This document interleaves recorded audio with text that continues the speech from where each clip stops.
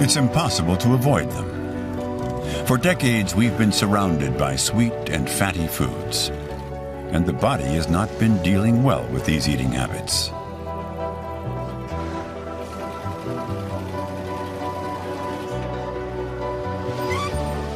But what about the brain? Do our mental health, our moods, and our brain abilities suffer from the wrong kind of nutrition? We know that junk food is making us fat, but science is telling us now that it might also be shrinking our brains. Brain researchers have joined the dining table to study the effects of our eating habits. Diets that are high in fat and sugar in the long term lead to changes in part of the brain involved in memory. This is a recent field of research, a developing science that spotlights a new facet of nutrition. Habitual intake of foods high in fat and sugar result in a reprogramming of the brain. In short, our brain is affected by what's on our plates.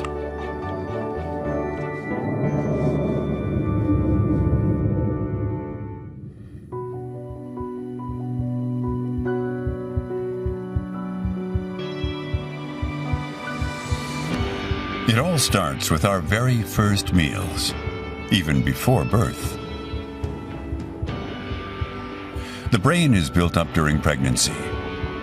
How it functions later on depends on how it has been nourished by the expectant mother's diet over 9 months.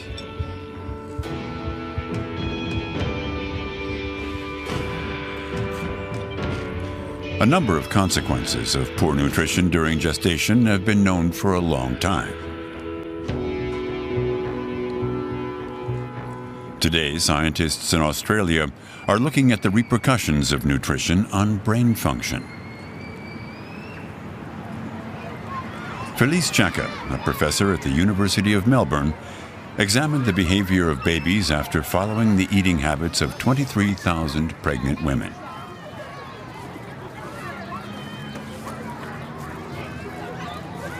We measured their intake of junk and processed foods, we measured their intake of the healthful foods, foods with lots of fibre and nutrients, etc.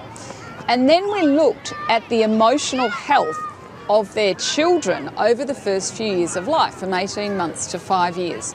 Of course, taking into account things such as education, income, the mother's mental health, parenting practices, these sorts of things. And what we saw very clearly was that mothers who ate more junk and processed foods, so sweet drinks and salty snacks and, cakes, biscuits during their pregnancy, their children had more of these behaviours such as aggression and anger and tantrums. This disquieting correlation suggests that the mother's diet impacts the mental development of the baby, though the link remains to be demonstrated on the biological level. In any case, Felice Chaka is convinced. So what we also saw in this large Norwegian study is that the children's diets seem to be important as well, independent of what mum ate. If children were eating too much junk and processed foods and or not enough of the healthful foods, they had more of these anger and aggressive type behaviours, but also sadness, anxiety, worry, nightmares.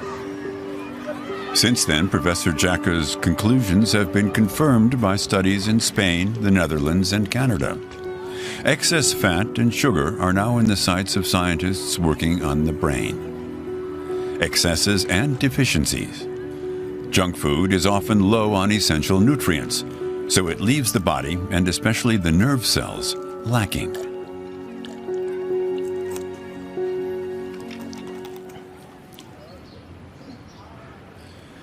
In this laboratory at the University of Bordeaux, scientists are studying the consequences of dietary deficiencies on mouse brains.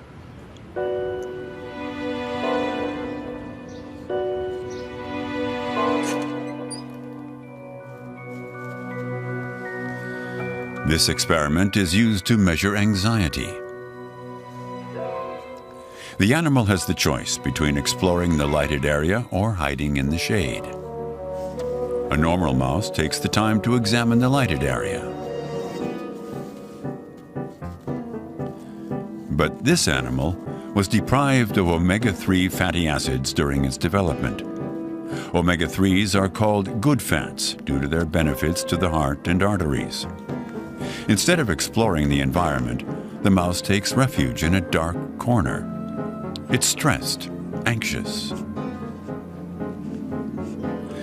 The experiment has been reproduced many times on dozens of mice. For researchers, this strange behavior can be simply explained.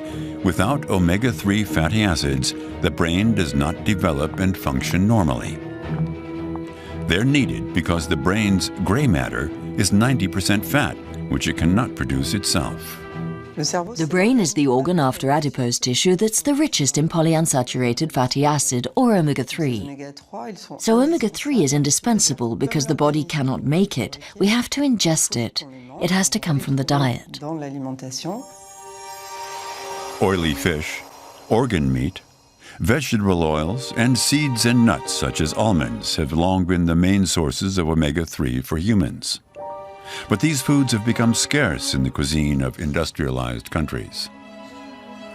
The amount of omega-3 that enters the brain is crucial for making brain cells more efficient, because when these fatty acids are incorporated into the membranes of nerve cells, they improve their electrical properties.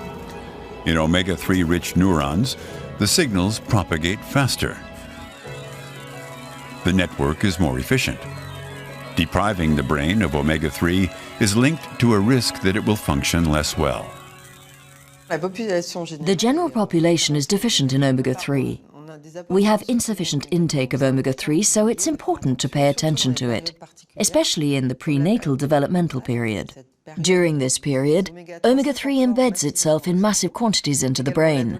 Also in adolescence, when there's often a change of food, and during aging, where the incorporation into the brain of omega-3 tends to be less effective, so we must increase its intake.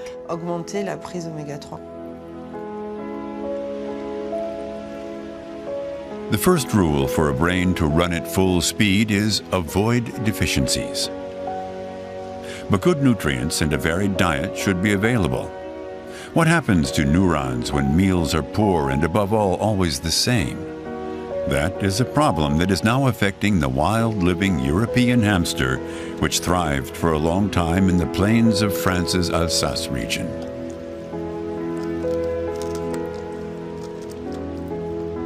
Since the 1960s, there's been a decline in the hamster population, which is on the verge of extinction today. And at the same time, we've noticed an increase in the agricultural area where corn is cultivated. Caroline Abold wondered whether the collapse of the population was linked to the sudden glut of corn.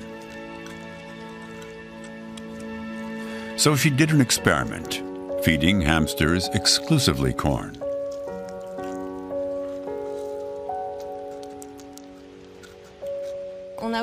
During breeding, we observed behavioral disturbances in females, which resulted in hyperaggression and hypersensitivity as soon as there was noise in the room.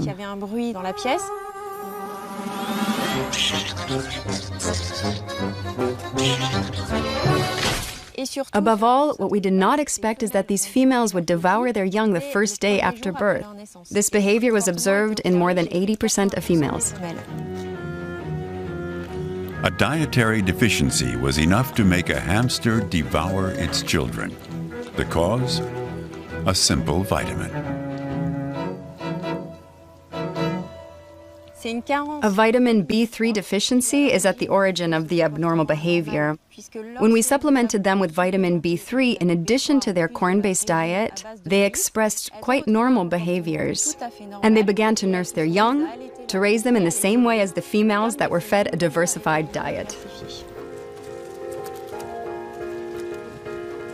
The case of the cannibalistic hamsters is disturbing. Could an unbalanced diet also trigger aggressive, violent behavior in humans?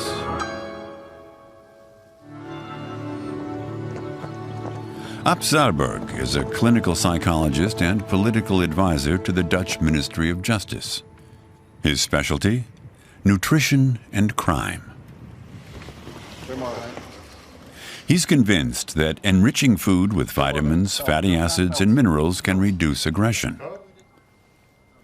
It's a hypothesis that is difficult to test in normal life because so many factors and circumstances can influence our behavior and our impulses. In order to study nutrition without the influence of the many parameters, he chose prisons as a nearly ideal setting.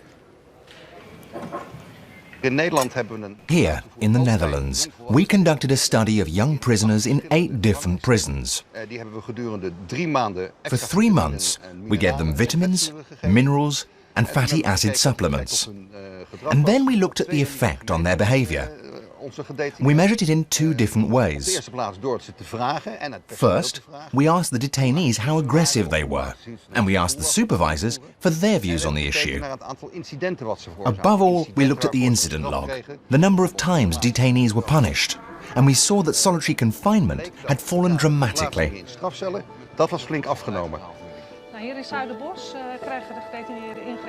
In the group of inmates whose meals were improved, the number of incidents was reduced by 1/3.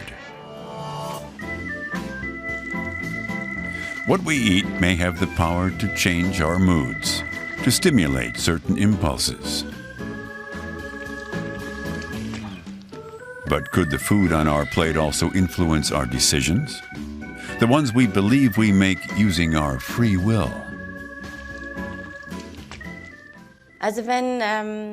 When people are asked if they think that the food that they eat has an impact on health, most answer yes. But when asked if diet can also influence thoughts and decisions, very few people are willing to believe this is the case.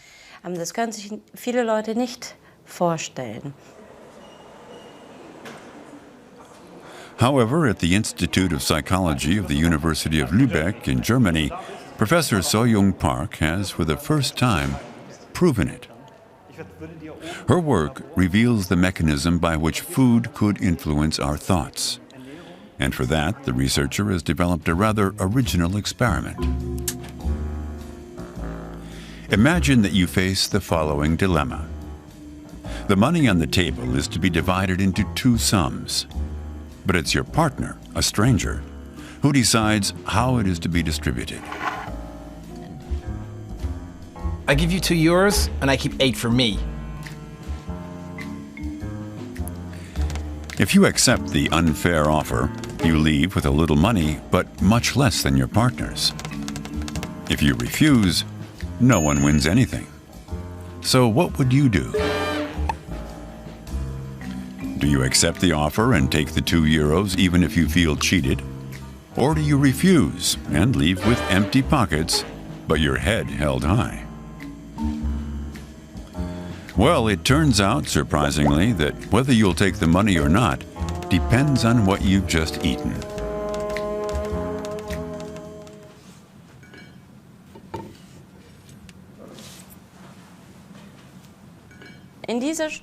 As part of this study, we followed 24 people who came into the laboratory twice to have 2 different breakfasts. We found that the same person made completely different decisions based on what they ate in the morning. To the test person, the 2 breakfasts look the same. In reality, one is far more protein-rich than the other. The ratio of protein to sugar is the only parameter that changes. A few hours after the meal, the subject takes several tests on a computer. Today, he accepts the offer. His self-interest outweighs his anger at the unfairness, and he will leave with a little money in his pocket. Last week, he mainly refused and won almost nothing.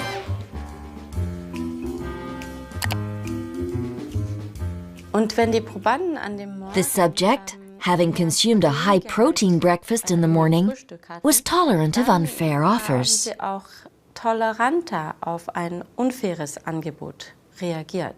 Conversely, the subject who consumed a high-carbohydrate breakfast was less tolerant in the face of unfair offers. On average, the subjects who had little protein rejected unfair offers twice as often. But how can this surprising result be explained? In their search for biological evidence for this observation, the scientists carried out blood tests. We will send the blood to the laboratory for analysis. We will measure the level of hormones and amino acids in the blood. For hormones, we are interested in insulin, cortisol, adrenaline and adrenocorticotropic hormone. And for amino acids, tryptophan and tyrosine.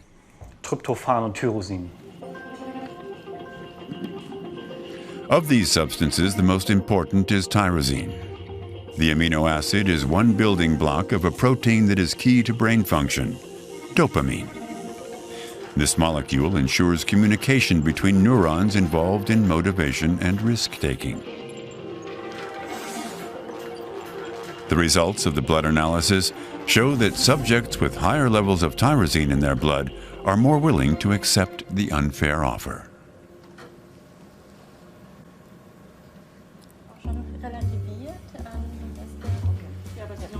In other words, what we eat can within hours subtly alter the chemistry of the brain and thus the communication between the neurons. Enough to guide some of our decisions. Experiments are continuing in Lübeck to confirm this result. The implications are wide-ranging. Since we eat 3 times a day, every day, we realize that food has immense power, that of modifying and shaping mankind. So it's essential to think about how we can use food to promote our well-being and optimize our mental state.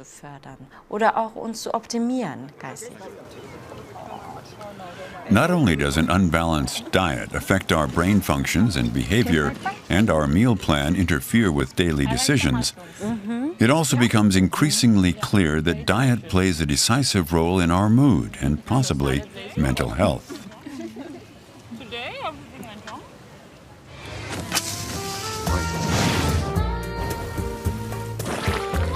But what about junk food, dripping with sugar and bad fats?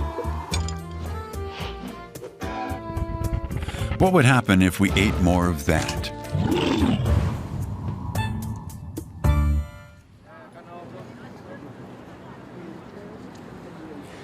This is the focus of research here in Australia at the University of Sydney.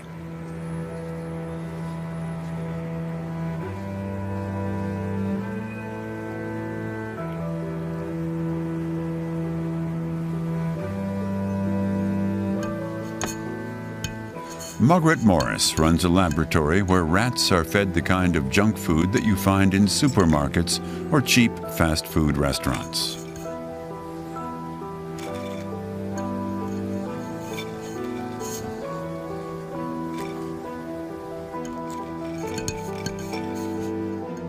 Our experiments use a range of Western foods of the type eaten by all of us. So we feed our rats meat pies, chips, cakes and biscuits, the sorts of foods that are readily available and cheap. So we are modelling the Western world. The first consequence of this diet, the rat doubles its food rations. The animal never seems satiated, but that's not the most surprising outcome.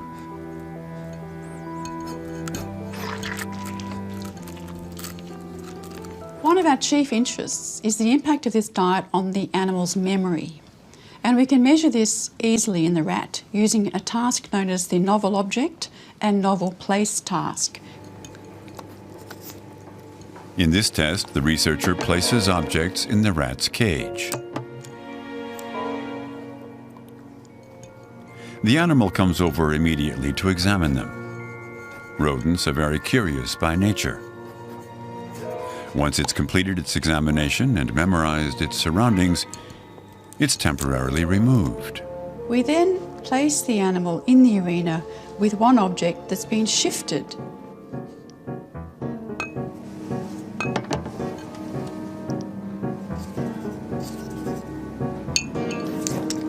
On its return, the rat spends more time examining the object that has changed places because it already knows the other objects. They're engraved in its memory.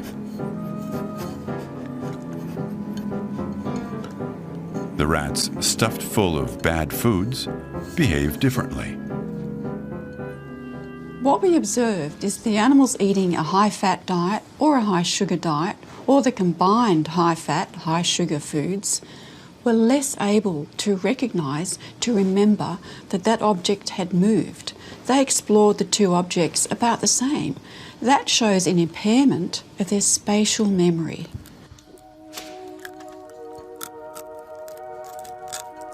The overfed rats have not only damaged spatial memory, but also other malfunctions that sound a warning signal for the scientists. They point to damages in the hippocampus, a small region nestled in the center of the brain. It's essential for learning and the consolidation of memory.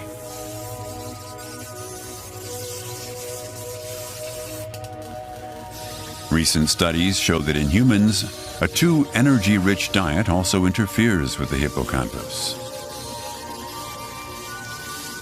We see, for example, that the quality of people's diets is related to the size of their hippocampus, to the size of their grey and white matter volume, and there's starting to be intervention studies. So, for example, we see that only 4 days on junk food type diet will have an impact on cognitive functions that are related to the hippocampus. Margaret Morris is now seeking to understand how sugary and fatty foods disrupt the brain of her rats to the point of affecting their performance.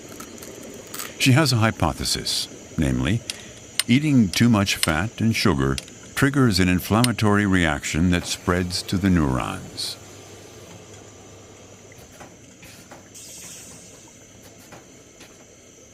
So, in response to these foods, there's a general inflammatory response all around the body. This has been well described in obesity, but it now appears to be quite an acute response as well. And what we find is that inflammatory molecules such as cytokines are increased in response to the diet. An overly rich diet confuses the immune system.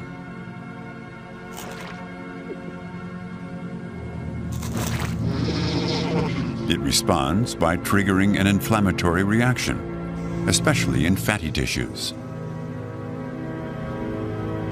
Our fat masses release substances that then propagate this inflammation throughout the body. Neurons were thought to be spared this effect behind the protective blood-brain barrier, the semi-permeable membrane that separates the circulating blood vessels from the brain. So there's increased inflammation in the whole of the body, and we think that this may spread to the brain. That's because the blood-brain barrier, which normally protects the brain from inflammatory molecules, may be impaired, in fact, by the diet and become leaky, allowing traffic of molecules into the brain. The inflammation infiltrates the meninges and then triggers a surprising phenomenon. In her laboratory, Sophie Ley has shown in her overfed mice that certain immune cells in the brain, the microglial cells, begin to devour neurons. These microglial cells within the brain are important because they can eat dead neurons. But when they're deregulated, especially in a situation of unbalanced nutrition, they start to eat neurons that are alive. Therefore, by consuming these neurons in excessive numbers, eventually they will destroy or participate in the destruction of neural networks.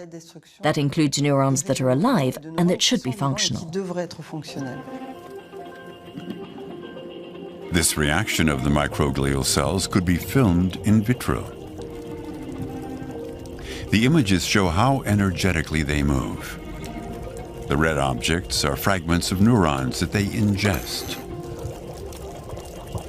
In an obese mouse, the activity becomes frenetic.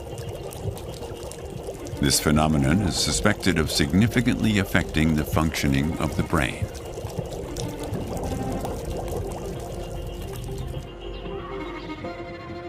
We've been saying to people for 30 years, don't eat these foods, you might have a heart attack, you might get cancer and diabetes. It hasn't worked to change people's behaviour. We hope that if people understand that what they put in their mouth is actually really essential to the health of their brain and that of their children, that might have a more profound impact on people's dietary choices.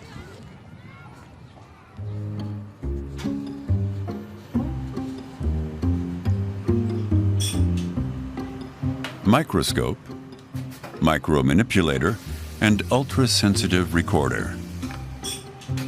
Xavier Fioramenti is at the helm of an apparatus that can record the electrical activity of a single neuron. The principle is simple. A slice of mouse brain is immersed in a liquid that keeps it alive.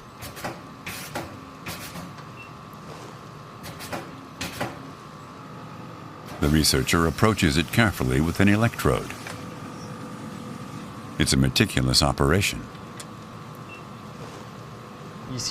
Here I go down the pipette in the slice of brain.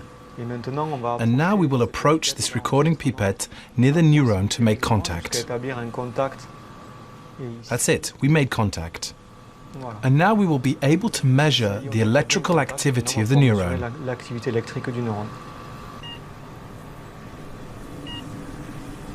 The upward peaks that we see are potential areas for action.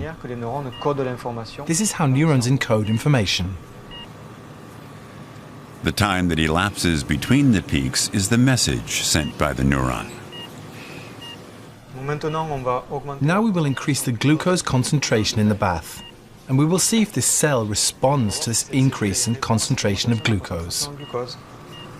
As it can be seen here, this cell responds to the increase with more electrical activity. There is more potential for action than what could be seen here before the increase in glucose concentration. This signal comes from a single cell, but in the brain, the neurons are all connected to each other.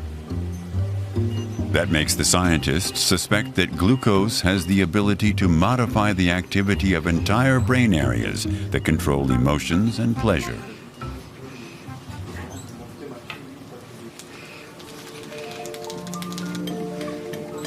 Is this how sugar ensures its grip on our will?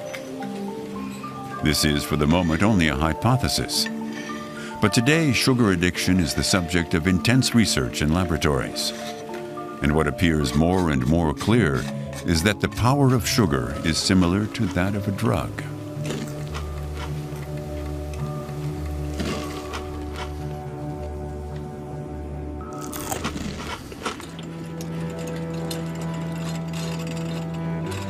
Serge Ahmed is one of the first to provide proof with a very simple experiment.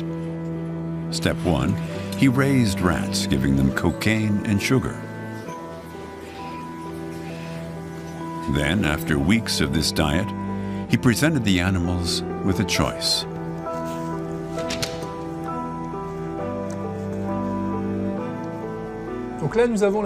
We have the situation in which the animal has the choice between a lever that is connected to a syringe that contains a drug solution, and the drug in question is a hard drug like cocaine and heroin, and on the left, a lever allows him to control a syringe that contains a sweet drink.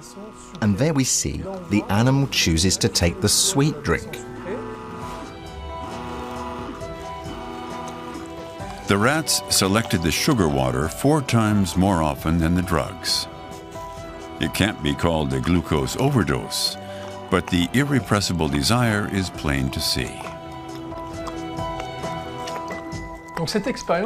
So this experiment simply shows that sugar has more addictive potential than we had imagined, and it is perhaps even stronger than the pull of hard drugs, such as cocaine and heroin.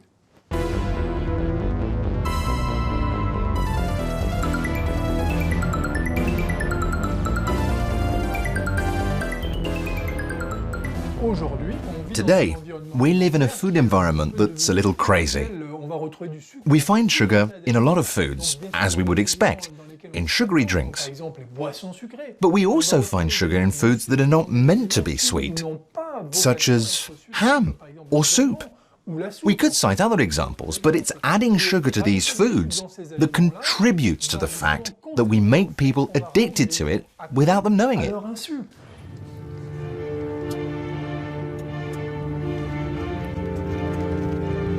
Here at the Oregon Research Institute, the influence of sweet food on the human brain is being investigated.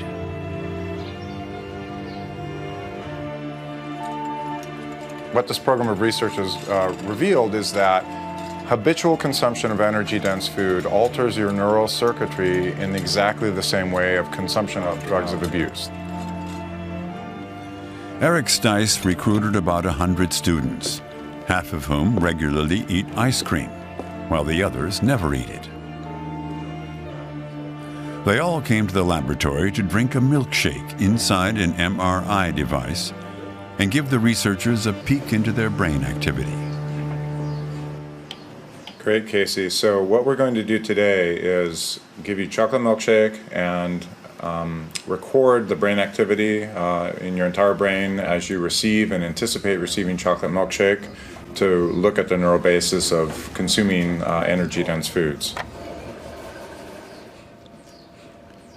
The test subjects can sip the milkshake through the tubes without moving their heads. What we found out is that the people who never eat ice cream, you could trace the reward circuitry, everything lit up just beautifully and it activated things very strongly. But in contrast, the people who ate ice cream every day showed a very diminished response. There was hardly any activation whatsoever, illustrating that regular intake of energy-dense foods really reduces the pleasure you experience when you consume those foods.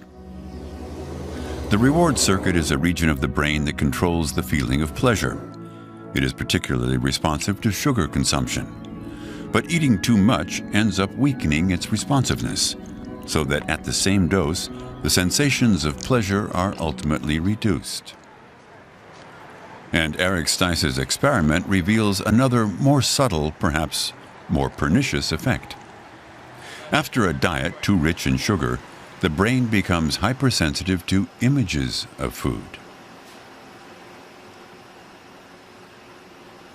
The more and more you eat ice cream, the less and less the reward circuitry is recruited when you consume ice cream, but the more your reward circuitry is activated when you see cues that say you might get ice cream. So your reward circuitry fires up when you see an ice cream store as you're driving down the street, or you see a commercial for ice cream on the television, and the reward circuitry activates much more for people who eat ice cream all the time than it does for people who don't. And that prompts eating in the absence of hunger that drives obesity and weight gain.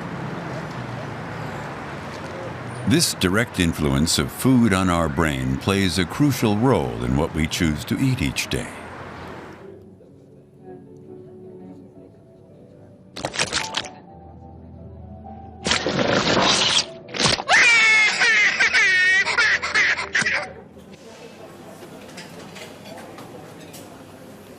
What happens in the brain at the moment we pick a dessert rather than an appetizer, or fish rather than red meat? Who is really pulling the strings?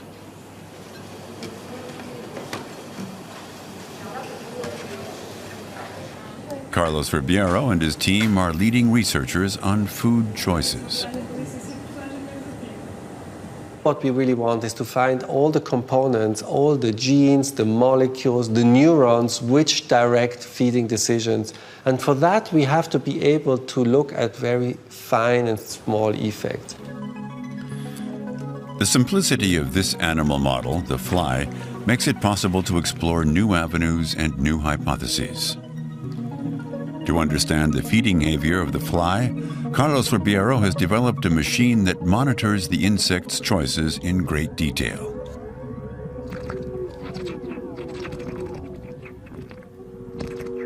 When it's touching the food, which is in the other electrode, with its tongue, the proboscis, then we can measure that with the sensor here, which is the same sensor which you use on your iPad and your iPhone to detect the touch on the screen. Just that here, we don't detect the touch on the screen, but the touch of the food. And so we can really now dissect and analyze the choice of the fly, if she eats protein or sugar, but also when she's eating from the different foods, how it eats, how much it eats, how fast it eats, how often it eats, and really dissect all the details of the decisions which are controlled by the brain. Thanks to this technique, he's been able to prove that the main reason for choosing food is, first of all, deficiencies. Naturally, flies that lack protein will choose protein-rich food. But looking more closely, Ribeiro observed that this is not always the case. Sometimes, actually, we had some flies which didn't have this strong urge to eat protein. And then we were wondering why that was the case, right? And so when we looked at, it turned out that the flies which had no craving for protein had gut microbes. And so following up on many experiments, we could show that there are two specific gut microbes which, when they are in the fly, they suppress protein appetite, and therefore these two microbes have a very important influence on protein cravings in flies. Flies, when choosing their diet, are influenced by the bacteria in their gut. This unexpected discovery raises an important question. Does the human intestinal flora, called the microbiome, also act on our brains? Do our gut bacteria play a role in our food preferences?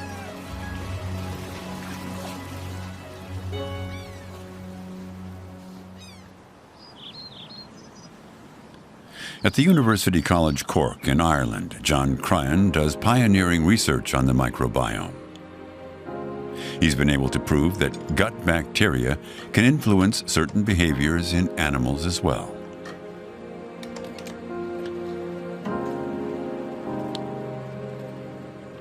When you take microbes from highly anxious mice and transplant them to normal anxious mice, they become much more anxious, and vice versa. That even when you take them from normal, you can normalize the stress response and the anxiety. Scientists now even consider the microbiome to be a kind of intermediary, a link between food and the brain. The main factor that influences the composition of these microbes is the food we take. Diet and the diversity of the diet is really important from the moment we're born until we die in shaping the composition of the microbes. And so we're beginning to realize the importance that what we eat has on what's in our microbes and how that's influencing what's going on in our brain. Our well-being depends, in one way or another, on our microbiome. A diet that is good for our mood is first and foremost a diet that is suitable for the bacteria in our intestines. This has led to the idea of using food to pamper the brain and maintain mental health. And it is the famous Mediterranean diet that has the scientists excited. The traditional Mediterranean diet is really high in a diverse range of plant foods, so lots of different leafy greens and different coloured vegetables, but also fruits, very importantly legumes, so this is your beans and lentils and chickpeas, nuts and seeds, fish, and of course olive oil. Olive oil is a very important component of the Mediterranean diet. And we think that that diversity leads to more diversity in the gut microbiota, the microbiota that live in our gut. And that diversity in the gut has been linked to good health outcomes. We ran the first study last year where we recruited 67 people with major depression. They received dietary support with a clinical dietitian. Now, over a 3-month period, this trial took place, and at the end of that, when we measured their depression again, we saw that the degree of change in their diet correlated with the degree of change in their depression. So the more they moved towards a Mediterranean diet, the more their depression improved.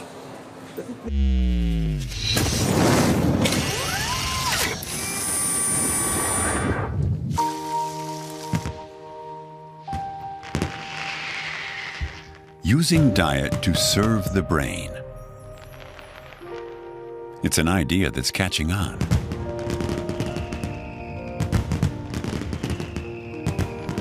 Scientists are now exploring all kinds of clues. Spices used for centuries in traditional Indian medicine are now being studied in labs for their benefits for mental health.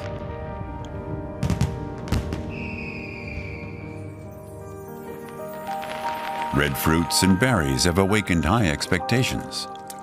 The polyphenols they contain might be able to rejuvenate neurons on the decline.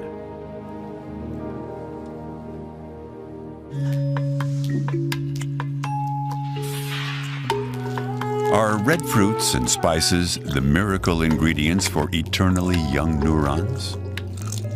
It's still too early to say for sure. Researchers are only just beginning to uncover the secrets of the remarkable relationship between nutrition and the brain. The ideal menu for our little gray cells is still largely unknown, but a balanced, diverse diet which does without processed food and sugar and favors fruits and vegetables seems so far to be the best recipe for preserving the mental faculties.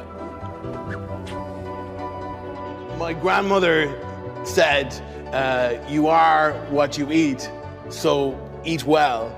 And what we're realizing now is that science is beginning to understand how true she was.